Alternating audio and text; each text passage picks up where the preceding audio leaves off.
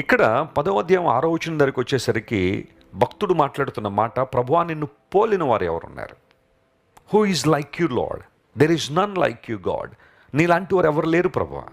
ఎప్పుడైనా గుర్తించావా దేవుని యొక్క అనుభవాన్ని, ఆయన ఉన్నతమైన లక్షణాన్ని ఎప్పుడైనా గుర్తించావా?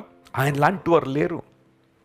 ఆయన మహనీయుడు, గొప్పవాడు, పరిశుద్ధుడు. ఆయన యేసుక్రీస్తు ప్రభువులో గొప్పతనం ఏంటంటే ఆయన పరిశుద్ధుడైన దేవుడు. ఆయన పూజ్యులలో నీ వంటి వారు ఎవరు ప్రభువా?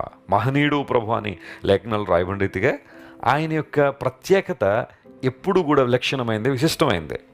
ఒక జీవితానికి పరమార్థం ఎప్పుడు వస్తుంది అంటే దేవుని యొక్క విలక్షణమైన అనుభవాలను గుర్తించినప్పుడే.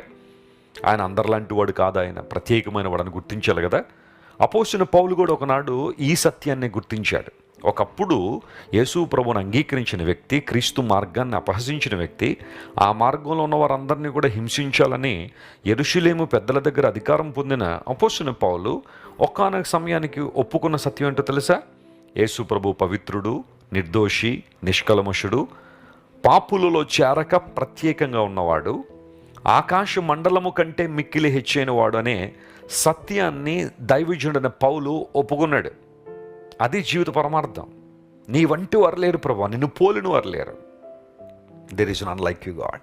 దేవుని ఆరాధించే అంశాల్లో ఇది కూడా ఒకటి. ప్రభు నీ వంటి వారు లేరయ్యా.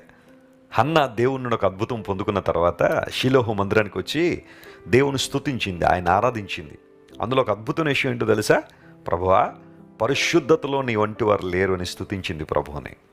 షిలోహులో దేవుని ఆలయము ఉన్నప్పుడు, లేదా దేవుని యొక్క ప్రత్యక్ష గుడారం ఉన్నప్పుడు అనేక మంది అక్కడికి వచ్చి దేవుని ఆరాధించేవారు, దేవుని స్తుతించేవారు. హన్నా యొక్క కొరత మనకు తెలుసు. ఆమెకు బిడ్డలు లేరు.